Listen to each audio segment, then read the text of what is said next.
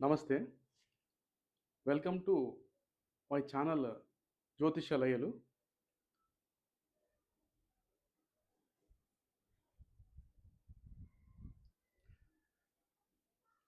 ఆహ్, గత వీడియోలో ఆహ్, కేతుగ్రస్త చంద్రగ్రహణానికి సంబంధించిన ముఖ్యమైన విషయాలు అంటే గ్రహణం సమయంలో ఆహ్, తీసుకోవాల్సిన జాగ్రత్తలు, మనం పాటించాల్సిన విధి విధానాల గురించి నేను చాలా విషయాలు వివరించడం జరిగింది. ఇప్పుడు మరో ముఖ్యమైన అంశము ఆహ్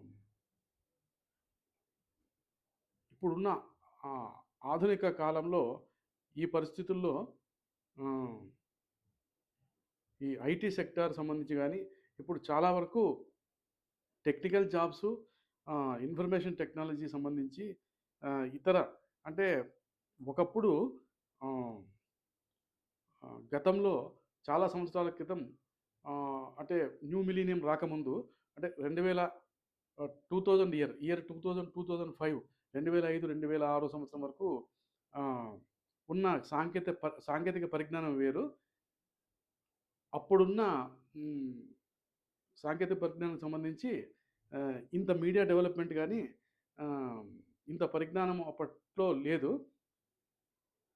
ఆహ్, అప్పుడు ఏదో సాంప్రదాయ పద్ధతిగా ఏదో ఉద్యోగాలు చేసుకుంటూ అప్పుడున్న దేశకాల పరిస్థితులను బట్టి అప్పుడు వృత్తి ఉద్యోగాలు చేపట్టడం జరిగింది. చాలామంది చదువుకున్న వాళ్ళు. ఆహ్, కానీ ఇప్పుడున్న సమాజంలో ఆహ్, ఇప్ ఇప్పుడున్న డెవలప్‌మెంట్ సంబంధించి ఆహ్, చాలా వరకు గ్రామీణ ప్రాంతాల నుంచి కూడా ఆహ్, ఐటీ డెవలప్‌మెంట్ సంబంధించి ఇతర హ్మ్, దానికి సంబంధించిన వివిధ రకాల ఉద్యోగాలకు సంబంధించి ఎక్కువ భాగము గ్రామీణ ప్రాంతాల నుంచి చిన్న చిన్న పట్టణాల నుంచి నగరాలకు వలస వెళ్ళడం జరిగింది. ఆల్మోస్ట్ న్యూ మిలీనియం 2000 సంవత్సరం తర్వాత అంటే గత 15, 20 సంవత్సరాల నుంచి ఆహ్, చాలా పురోగురు పురోభివృద్ధి సాధించారు. ఆ! ఈ క్రమంలో యువత ఆహ్, అంటే వివాహానికి సంబంధించిన విషయాలు, హ్మ్, మనము దాని గురించి ఆహ్, కొన్ని విషయాలు, ముఖ్యమైన విషయాలు నేను చర్చించదలిచాను. ఈ యువత వారి యొక్క ఆలోచన విధానాలు, వారి ధోరణి కొద్దిగా విస్మయపరిచేలా తయారవుతూ ఉంది. అంటే ఏ విధంగా అంటే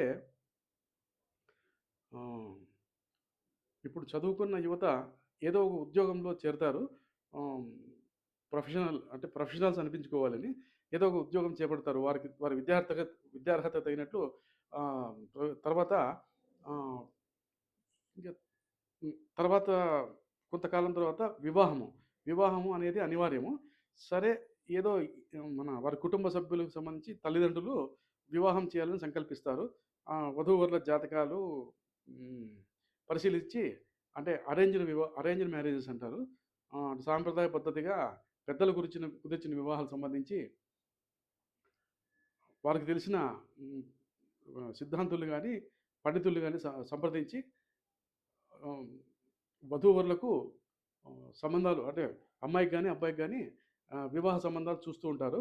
మ్యాట్రిమోనీ డాట్ కామ్ అని ఇప్పుడు అందులో కూడా చాలా టెక్నాలజీ అందుకున్నారు. దానికి తగినట్లుగా ఎన్నో వేల, వందల వారికి తగిన విధంగా ఎన్నో అవైలబిలిటీ ఉన్నాయి. దాన్ ఆహ్, ఎవరికి తోచిన విధంగా ఎవరికి తగినట్టు వారు వివాహ సంబంధాలు అందిపుచ్చుకుంటున్నారు.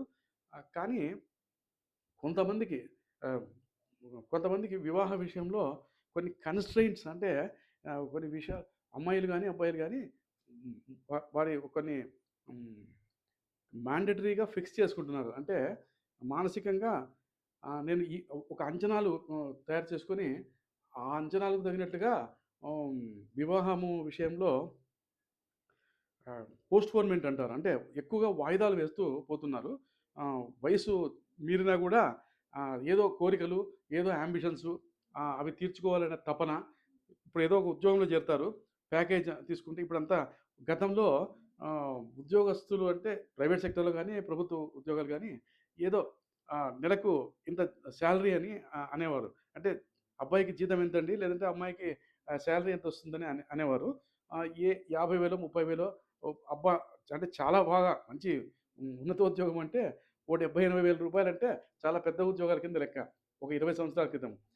ఇప్పుడున్న పరిస్థితుల్లో నెలకు ఎంత భత్యము అంటే ఎంత జీతం తీసుకుంటారు అనేది ఆహ్, అడగడం అంటే ఆ విధమైన ప్రశ్నలు ఇప్పుడు ఉత్పన్నం కావడం లేదు. ఆహ్, అమ్మాయి గాని, అబ్బాయి గాని ప్యాకేజెస్ అంటే హ్మ్, సంవత్సరానికి నెలకింత అని ఎవరు అడగడం లేదు ఇప్పుడు. సంవత్సరానికి యాన్యువల్ ప్యాకేజు 10,00,000 20,00,000 30, 40 లక్షలు ఈ విధంగా అడుగుతున్నారు. ఓకే. ఇది చాలా వరకు సాంకేతిక పరిజ్ఞానం అందిపుచ్చుకోవడము, మనిషి మేధస్సును అభివృద్ధి పరుచుకుంటూ ముందుకెళ్తున్నాడు. ఒక రకంగా ఇది బాగానే ఉంది. కానీ దీ దీని వేగంలో పడి అంటే ఈ సాంకేతిక అభివృద్ధి అని చెప్పే క్రమంలో తను వ్యక్తిగత విషయాలు ఎన్నో కోల్పోతున్నాడు. అది ఈ యువత గమనించడం లేదు. యువత గాని, వారి తల్లిదండ్రులు గూడా కొంతవరకు అదే విధంగా వారి ఆలోచన విధానం ఉంది. ఆహ్, వివాహం సంబంధించి ఏదో చూస్తూ ఉంటారు. ఇప్పుడు యువత ముఖ్యంగా పలానా ఈ విధంగా ఉండాలి నా జీవితము. నాకు సపోజ్ 25 ఏళ్ళు దాటిన తర్వాత ఇంట్లో మ్యారేజ్ అలయన్సెస్ అంటారు. పెళ్లి సంబంధాలు చూసేది మొదలుపెడతారు. అమ్మాయి గాని, అబ్బాయి గాని నాకు ఈ విధంగా ఉన్న అబ్బాయి కావాలి. ఈ విధంగా పర్సనాలిటీ ఉండాలి. ఆహ్, ప్యాకేజెస్ ఇంతుండాలి. లగ్జరీ జీవితం అంటే మ్యారేజ్ తర్వాత చాలా లగ్జరీగా జీవించాలి. పెద్ద పెద్ద సిటీల్లో ఏదైనా ఓన్ ఫ్లాట్స్ తీసుకోవడము. మంచి మంచి లగ్జరీస్ ఆహ్, దానికి సంబంధించిన వాహనాలు గాని, ఇంకోటి గాని, ఆభరణాలు గాని, ఈ విధమైన కోరికలు కలిగి ఉన్నారు. ఆహ్, దీనికి దీంతో ఏమైతుందంటే, అవి నెరవేర్చుకునేకి చాలా కాలం పడుతుంది.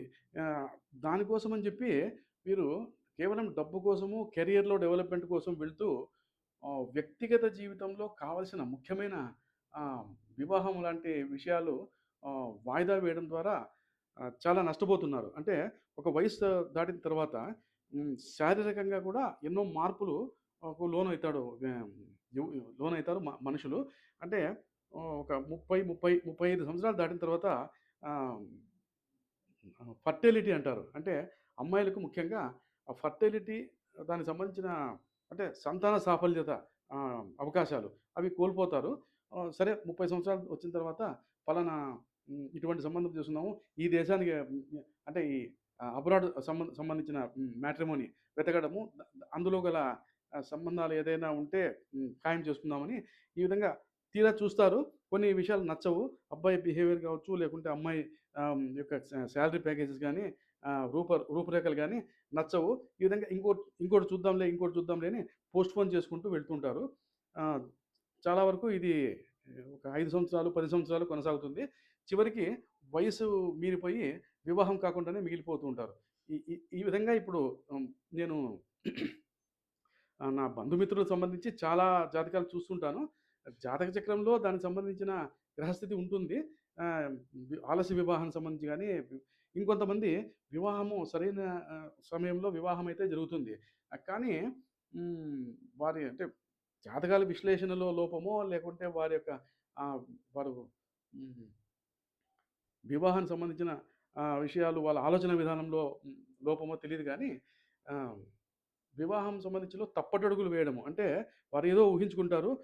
మ్యారేజ్ అయిన తర్వాత, వివాహం తర్వాత వాళ్ళనుకున్న కోరికలకు తగినట్టుగా వధువు గాని, అమ్మాయి గాని, అబ్బాయి గాని వారికి హ్మ్. అంటే సెల్ఫ్ ఇగో అంటారు. అంటే వారి యొక్క వ్యక్తిగతంగా వారికి సంబంధించిన అనుకున్న విషయాలు నేను చేరలేకపోయినానని ఒక యాంబిషన్స్ రీచ్ కాలేకపోతున్నానని చెప్పి ఒక సెల్ఫ్ ఇగో డెవలప్ అయ్యి ఆహ్, నువ్వెంత నేనెంత అనే ధోరణికొచ్చి ఆహ్, నేను సంపాదిస్తున్నా గదా! నీవు నీకింత 20,00,000 ప్యాకేజ్ ఉంది. నాకు 20,00,000 ప్యాకేజ్ ఉంది. ఈ విధంగా మనస్తత్వాలు తయారైపోయి డబ్బు చుట్టూ పరిభ్రమిస్తూ వివాహాలు ఆహ్, అర్లీగా మ్యారేజ్ చేసుకున్నా కూడా విచ్ఛిన్నమవుతున్నాయి. అంటే డైవర్స్ తీసుకోవడం గానీ, ఈ విధంగా సెపరేట్ కావడం గానీ జరుగుతున్నాయి. తర్వాత తల్లిదండ్రులు ఎంతో బాధపడతారు. సెకండ్ మ్యారేజ్, థర్డ్ మ్యారేజ్ అంటే రెండో సంబంధము ఇంకేదైనా ద్వికళత్రం అంటారు. ఆహ్, ఈ విధంగా ప్రస్తుతం ఉన్న కాలంలో చాలా ఎక్కువ మందికి ఇది నేను గమనిస్తూ ఉన్నాను. జాతక చక్రాలు పరిశీలించినప్పుడు. ఈ విధంగా ఆహ్ వారు వ్యక్తిగత జాతక చక్రాన్ని అంటే సాధారణంగా ఈ యువత దీనికి సంబంధించిన పరిజ్ఞానం వారికేమీ ఉండదు. కానీ తల్లిదండ్రులు ఏదో కొంతవరకు వారికి తెలిసిన వారితో ఏదో సంప్రదిస్తారు. మంచి ముహూర్తం ఫిక్స్ చేసుకుంటారు. చాలామంది ఇవి నమ్మకం ఉన్నవారికి ఉంటుంది. చాలామంది నమ్మరు కూడా. ఈ జ్యోతిష్యము ఇప్పుడున్న మోడర్న్ డేస్‌లో జ్యోతిషము, నవగ్రహాల ప్రభావము ఎక్కడో నవగ్రహాలుంటాయి. వాటి ప్రభావము మన మానవ జీవితానికి దానికి ఏం సంబంధము? ఇవన్నీ ట్రాష్ అని చెప్పి కొట్టిపడేస్తారు చాలామంది. ఎక్కువ చదువుకున్న వారు గాని, హ్మ్, ఉన్నత చదువులు చదివిన వారు ఈ విధంగా. ఆహ్, కానీ వారికి తెలిసినా తెలియకపోయినా కూడా ఈ నవగ్రహాలు వాటి యొక్క ప్రభావము మనిషి జీవితంతో అవినాభావ సంబంధం కలిగి ఉంటుంది. ఆ విషయం వారికి ఆహ్, చాలా వరకు పరిజ్ఞానం ఉండకపోవచ్చు.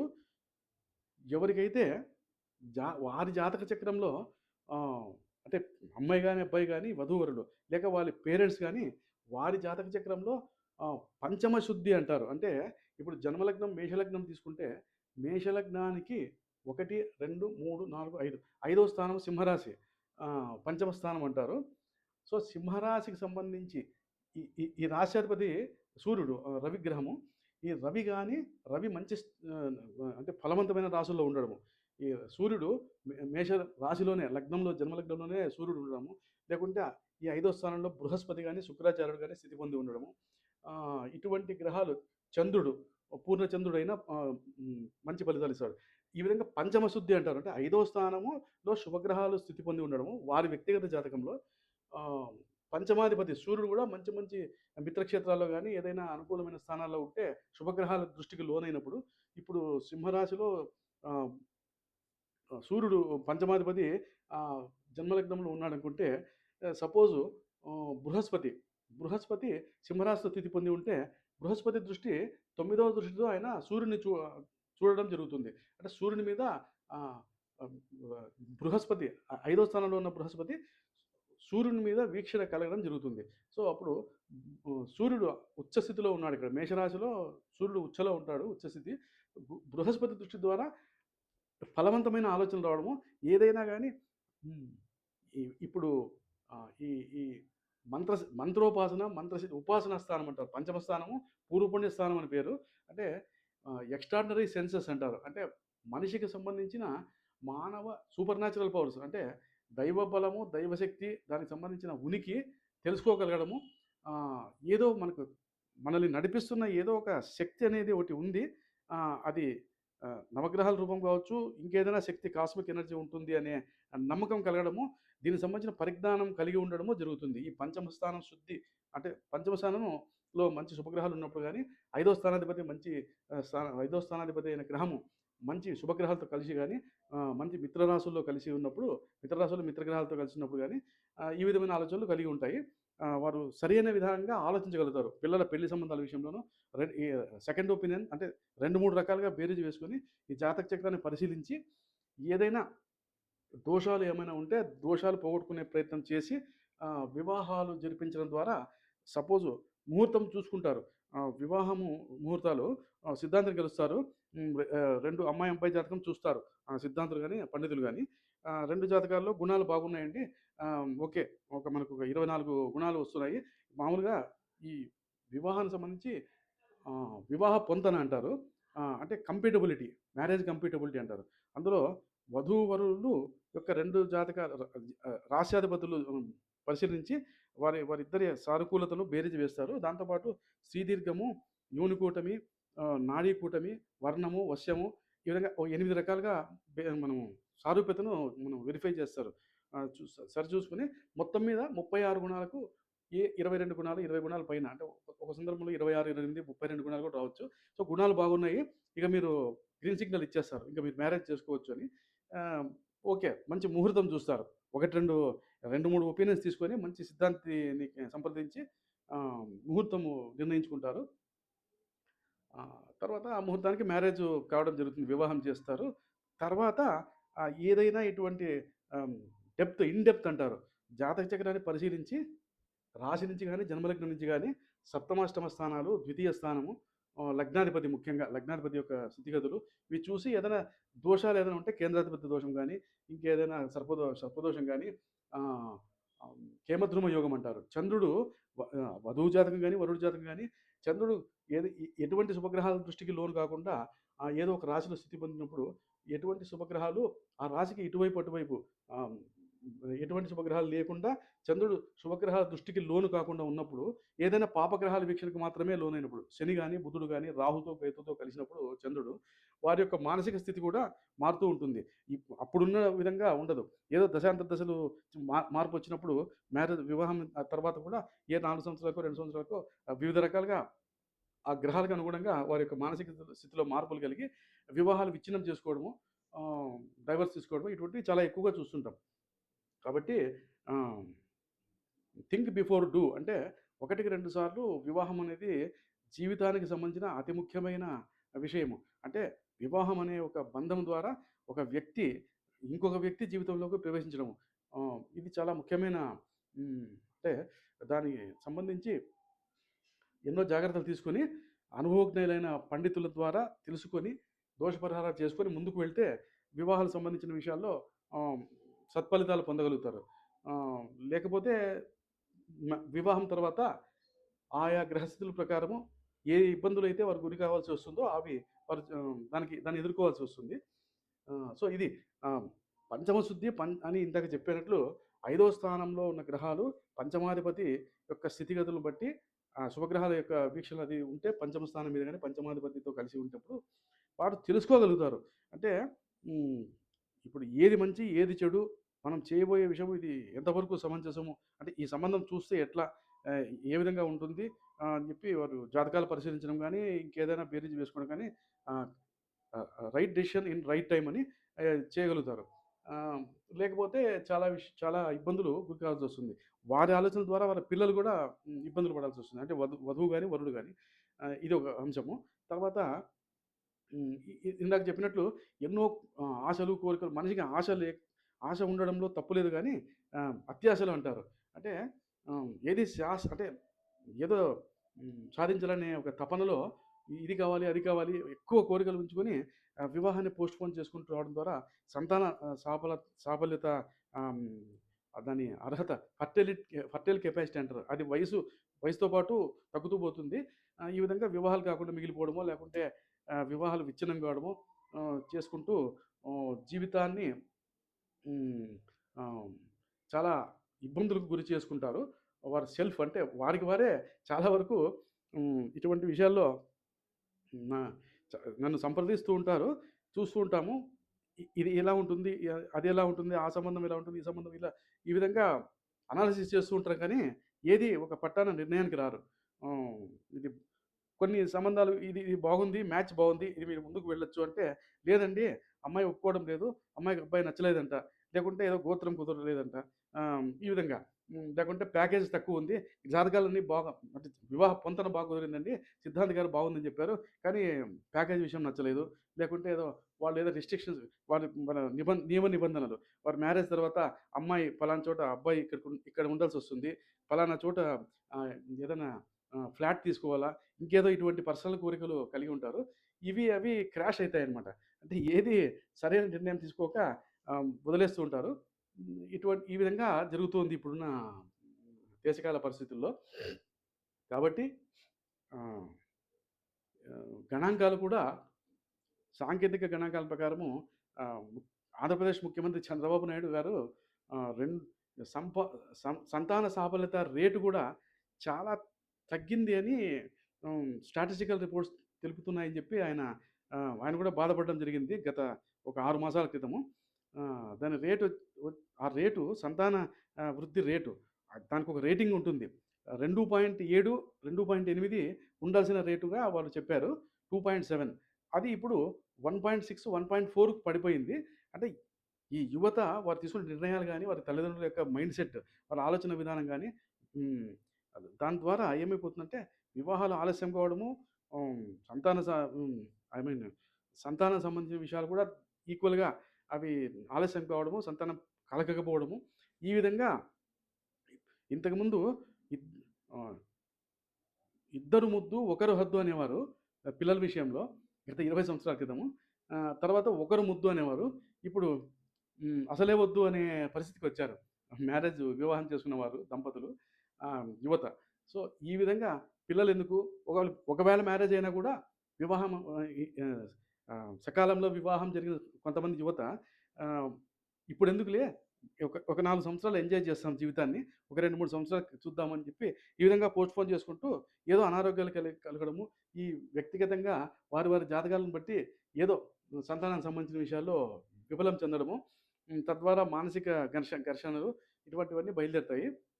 తద్వారా ఏ విధమైన వివిధ రకాల దుష్ఫలితాలను ఎదుర్కోవాల్సి వస్తుంది. సంతానం విషయం గాని, దాంపత్య విషయంలో గాని. ఇది ఇప్పుడు ప్రస్తుతం ఉన్న పరిస్థితుల్లో మనకు కనిపిస్తున్న విషయాలు.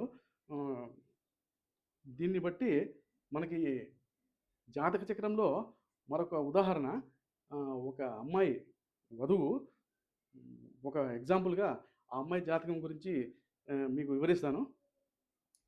22, 23 సంవత్సరాల నుంచి వారు వివాహం చేయాలని వాళ్ళ తల్లిదండ్రులు వారు దూరపు బంధువులు, తల్లిదండ్రులు ప్రయత్నం చేస్తున్నారు గానీ, ఇగోస్ అంటారు. అంటే ఈ విధంగానే ఏదో ఒకటి మనసులో పెట్టుకోవడము.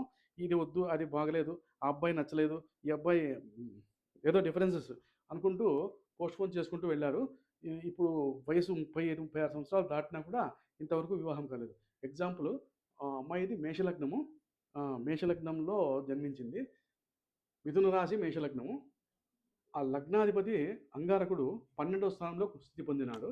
ఇక్కడ అంగారకుడు లగ్నాధిపతి 12వ స్థానంలో స్థితి పొందినాడు. జన్మలగ్నం నుంచి ఈ విధంగా క్లాక్ వైజ్ డైరెక్షన్‌లో తీసుకుంటే 12వ స్థానం.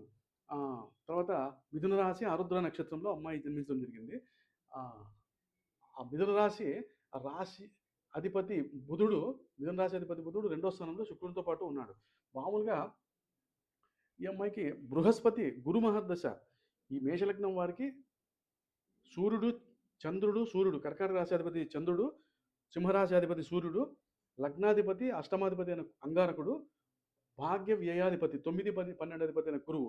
అంటే సూర్యచంద్రులు, గురు గురు కుజుడు, అంటే ఈ 4 గ్రహాలు అంగారకుడు, గురువు, సూర్యచంద్రులు శుభగ్రహాలు. ఈ మేషలగ్నం వారికి తక్కినవి పాపగ్రహాలు. శని, బుధ, శుక్ర ఇవి ఉపయోగం ఉండదు, పాపగ్రహాలు.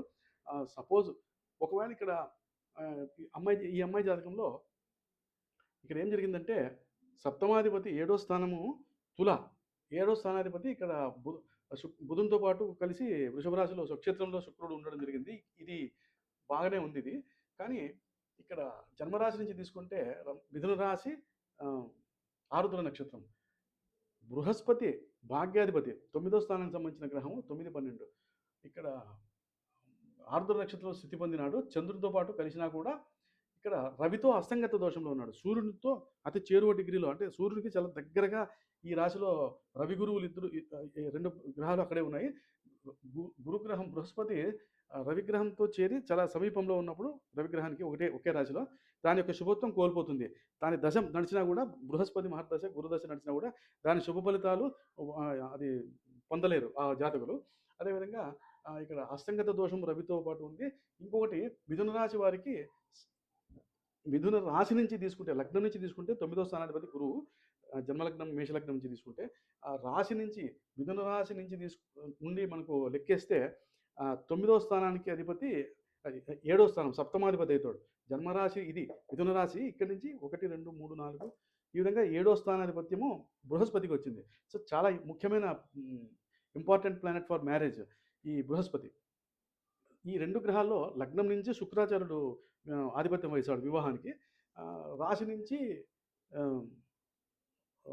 నుంచి సప్తమాధిపతి గురువు, ఈ విధంగా ఆయన కూడా వివాహానికి సంబంధించిన విషయాలు ఆధిపత్యం కలిగి ఉంటాడు. ఇక్కడ ఎవరైతే గాయపడినాడో, అంటే ఏ గ్రహం అయితే ఇబ్బందికర పరిస్థితుల్లో ఉందో జాతక చక్రంలో, ఆ రాశి స్థితి పొంది ఉందో, ఇప్పుడు ఇక్కడ 2 రకాల దోషాలు. రవితో అస్తంగతం చెందడం ఒకటి బృహస్పతి, దానికి తోడు కేంద్రాధిపత్య దోషం అని ఒకటి ఉంది. సో ఈ మిథున కన్య రాశుల్లో కానీ, మిథున కన్య లగ్నాల్లో పుట్టిన వాళ్ళకి కానీ బృహస్పతి మళ్ళీ అదే స్థానంలో కన్యలో కానీ మిథునంలో కానీ స్థితి పొందితే, అక్కడ ఏదైనా అస్తంగత దోషం కానీ, రాహుగ్రహంతో కలిసి కానీ ఉంటే కేంద్రాధిపత్య దోషము మల్టిపుల్గా, అంటే చాలా ఎక్కువ రెట్లు కేంద్రాధిపత్య దోషము ఉంటుంది. సో దాని ఫలితంగా ఏమవుతుంది, వివాహాన్ని బృహస్పతి ఇచ్చే శుభగ్రహాలను రాశి నుంచి ఏడో ఇంటి కలత స్థానాధిపతి అంటే వివాహ భాగస్వామిని ఇచ్చేవాడు బృహస్పతి జన్మరాశి నుంచి. ఆ రాశాధిపతి కల్ప్రిట్ అంటే శక్తిహీనుడుగా అక్కడ శుభ ఫలితాలు ఇవ్వడం లేదు. బృహస్పతి దశ కూడా 2018 సంవత్సరంలోనే అయిపోయింది ఆ అమ్మాయికి. దాదాపు ఈ 6, 7 సంవత్సరాల కిందటే గురువు దశ అయిపోయింది. తర్వాత శని మహర్దశ నడుస్తూ ఉంది. గత 5 సంవత్సరాలు, 6 సంవత్సరాలు శని మహర్దశ నడుస్తూ ఉంది. శని ఇక్కడ స్థితి పొంది ఉన్నాడు. రాశి నుంచి ఏడో స్థానంలో, ఏడో స్థానం అంటే వివాహ స్థానము. ఈ జన్మరాశి నుంచి ఏడో స్థానంలో శని ఇక్కడ ఉన్నాడు ఆ అమ్మాయికి జన్మజాతకంలో. So adding fuel to fire అని అసలే బృహస్పతి యొక్క స్థితి బాగలేదు, అక్కడ అస్తంగత దోషంలో ఉండడం. దాన్నే మనము ముహూర్త భాగంలో అంటే ఈ జాతక విశ్లేషణలో కాక వివాహాల ముహూర్తాలు కానీ ఇంకేదైనా శుభకార్యాలు గృహప్రవేశాలు కానీ ఇటువంటివన్నీ శుభగ్రహాలు ఏవైనా శుభ కార్యాలు ఏమైనా మనము ప్లాన్ చేసినప్పుడు గురుమౌఢ్యమే అంటారు. శుక్రమౌఢ్యమే గురుమౌఢ్యమే అంటారు. అది కొంతకాలం ఉంటుంది. ఒక 1 మంత్, 20 డేస్, 1 మంత్, 4-5 వారాలు ఈ విధంగా ఉంటుంది. ఆ గురుమౌఢ్యం ఒక్కొక్క సందర్భంలో 2 మంత్స్ కూడా ఉంటుంది. గురుమౌఢ్యమే సందర్భంలో కానీ శుక్రమౌఢ్యం వచ్చినప్పుడు శుభ ఫలితాలు రావు. అంటే వివాహాలు కానీ ఇంకోటి కానీ గృహప్రవేశాలు కానీ ఇతర ఏ పెద్ద పెద్ద కార్యాల ముహూర్తాలు పెట్టుకోరు. ఎంగేజ్మెంట్స్ కానీ ఇటువంటివి. ఆ ముహూర్తాలు ఆ మౌఢ్యమి ఉన్న కాలంలో ఆ నెల రోజులు కానీ ఎంతకాలం ఉంటుందో అంతకాలము శుభముహూర్తాలు కానీ శుభకార్యాలు కానీ నిర్వహించరు ఎవరు సాధ్యమైనంత వరకు.